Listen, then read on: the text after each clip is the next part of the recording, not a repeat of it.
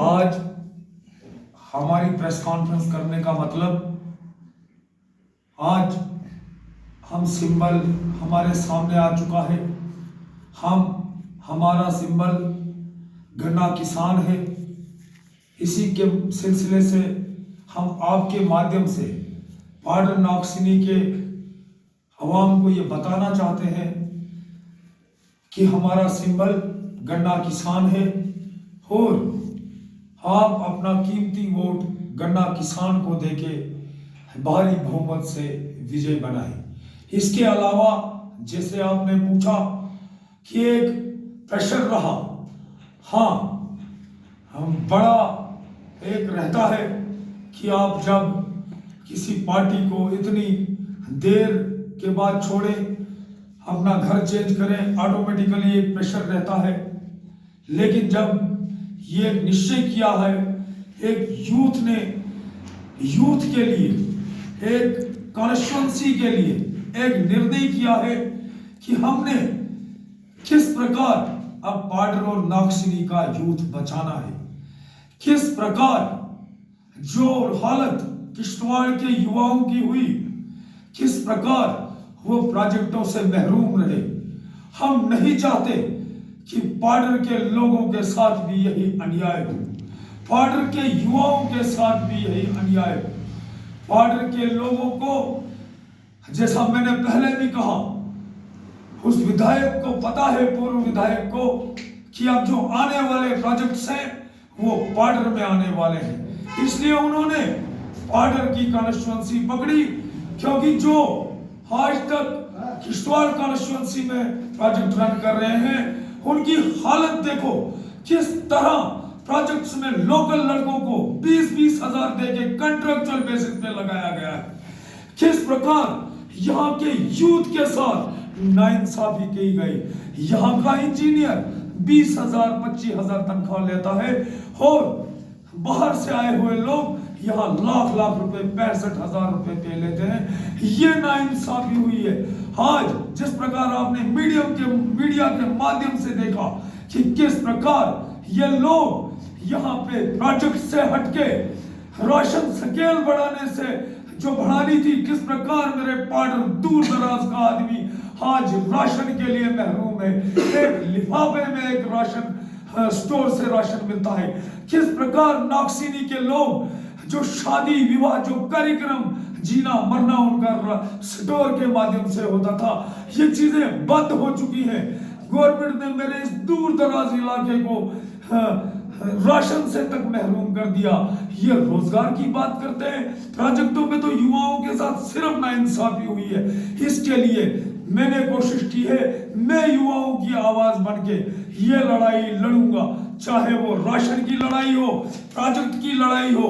और मैं आपके माध्यम से एक बात क्लियर करना चाहता हूं, वो बिल्कुल स्पष्ट तरीके से कहना चाहता हूं, जो लोग हमारे प्रोजेक्टों में लगे हैं, जिनको डराया जा रहा है हमारे साथ आने के लिए, मैं उन कंपनियों को बता देना चाहता हूं कि आप सिर्फ आप भी सच में 4 तारीख का इंतजार करिए।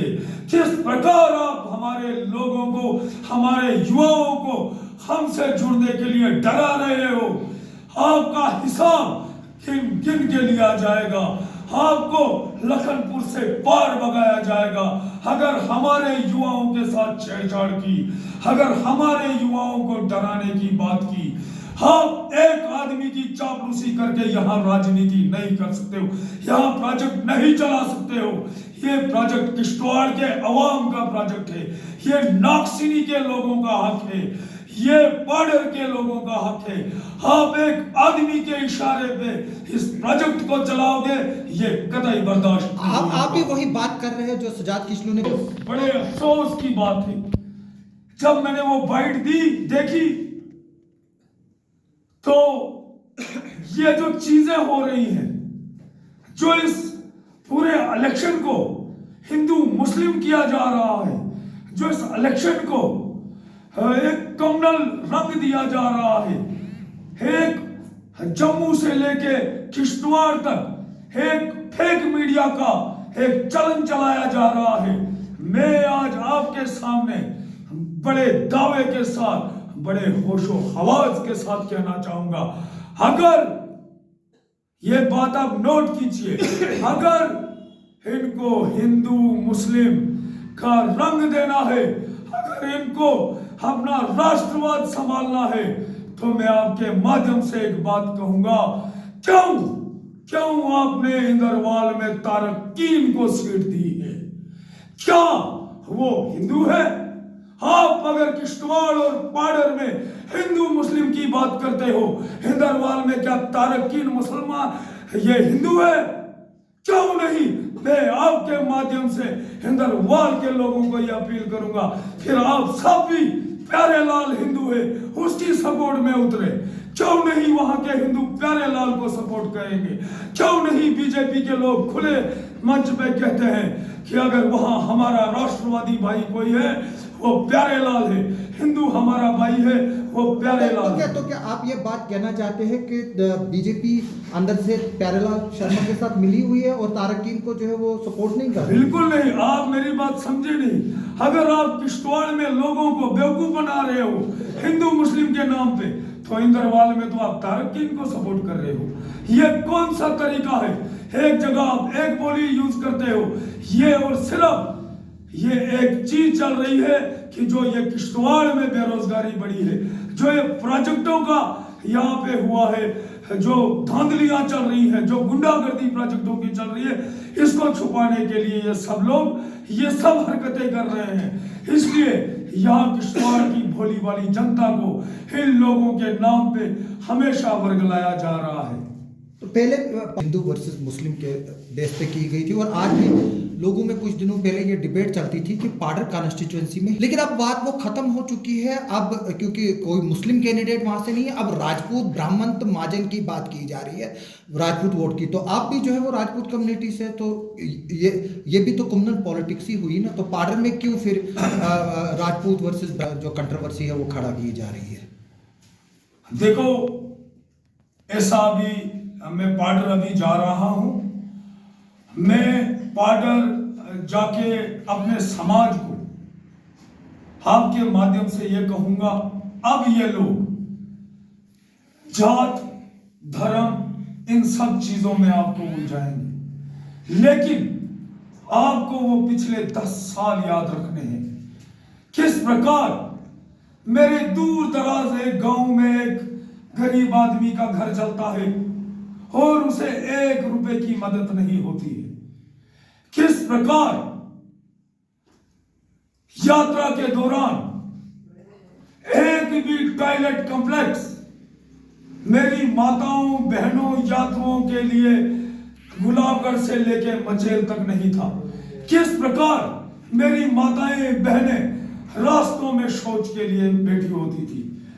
किस प्रकार पाडर में एक समुदाय को, जो एक मेजॉरिटी में ये कहते हैं अपना समुदाय है, लेकिन आज तक उनकी सुध किसी ने नहीं ली।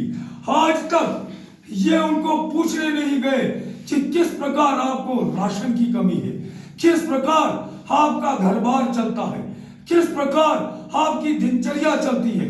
लेकिन आज दोबारा से ये आएंगे और एक बड़े नेता को लेके वहां पे दीन ये धर्म की बात करके वहां को लोगों को वर्गलाएंगे, वहां के लोगों को भड़काएंगे। ये अब चलने वाला नहीं है। किश्तवाड़ के लोग समझ गए हैं, जो आपकी दक्षिण में कितने लोग थे, आप एक फेक मीडिया चला के, आप एक फेक वीडियोस चला के, वीडियोस दूसरी स्टेट की बाइक के पीछे से चला के और सामने से आप अपने लीडर को दिखा रहे हो। ये सबक संकेत है कि आप हार चुके हो। कहां है आपके पास रिस्पांस? लोग 50 होते हैं और आप फेक वीडियो के माध्यम से उनको 500 और 5000 दिखाते हो। वो दौर चला गया। अब लोग आपकी झूठी बातों में आएंगे। अब लोगों ने एक निश्चय किया है कि इस बार हम बदलाव चाहते हैं। इस बार हम एक अपने ऐसे चेहरे को वोट करेंगे जो युवाओं की बात करेगा, जो गरीब की बात करेगा, जो हमेशा युवाओं से मिलता है, जो हमेशा गरीब की बात करता है। तो आप लोगों से नहीं बताया कि किस तरह से जो है वो आपके एजेंट्स जो होता है इलेक्शन एजेंट उसके साथ क्या क्या हुआ जब फोर्सफुली आप यहाँ से मतलब आपकी जो नॉमिनेशन है? नॉमिनेशन मैंने भरनी थी, मैंने नॉमिनेशन भरी। मैंने एक इरादा किया हुआ था, मेरा एक निश्चय है, इसको कोई बदल नहीं सकता था। लेकिन कुछ प्रयास हुए, लेकिन सभी असमर्थ हुए और मैं आज आपके सामने प्रचार के लिए निकल रहा हूं। मैं अभी अपना मैनिफेस्टो जो हमारा है वो भी हम आज जारी कर रहे हैं, जो आपके माध्यम से मैं दिखाना चाहूँगा। इसमें युवाओं की, पूरे पाडर और नागसिनी की हक की बात की गई है। यहाँ पे सिर्फ और सिर्फ लोगों और युवाओं की बात है। इसमें कहीं छल कपट धोखा ये नहीं दिखेगा। जो कहा है वो करेंगे, ये हमारा लक्ष्य है। इसके अलावा मैं आपके माध्यम से एक बात करना चाहूँगा। मैं एक गरीब परिवार से आता हूँ, मेरा कोई पॉलिटिकल बैकग्राउंड नहीं, लेकिन एक कदम सच्चाई की ओर उठाया है। एक भरोसा अपने युवा साथियों और अपनी जनता के भरोसे पे इलेक्शन लड़ने उठा हूँ।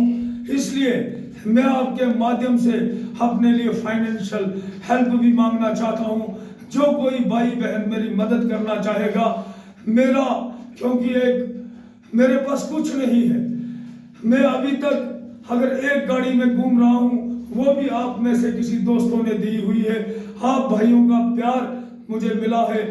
आप मेरी इज्जत और मान सम्मान इस लड़ाई में बढ़ाएंगे, मुझे ऐसा पूरा विश्वास है।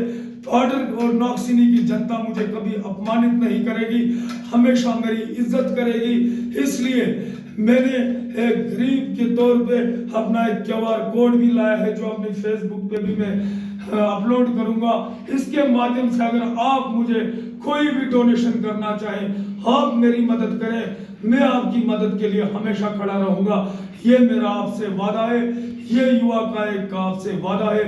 जय हिंद, जय भारत।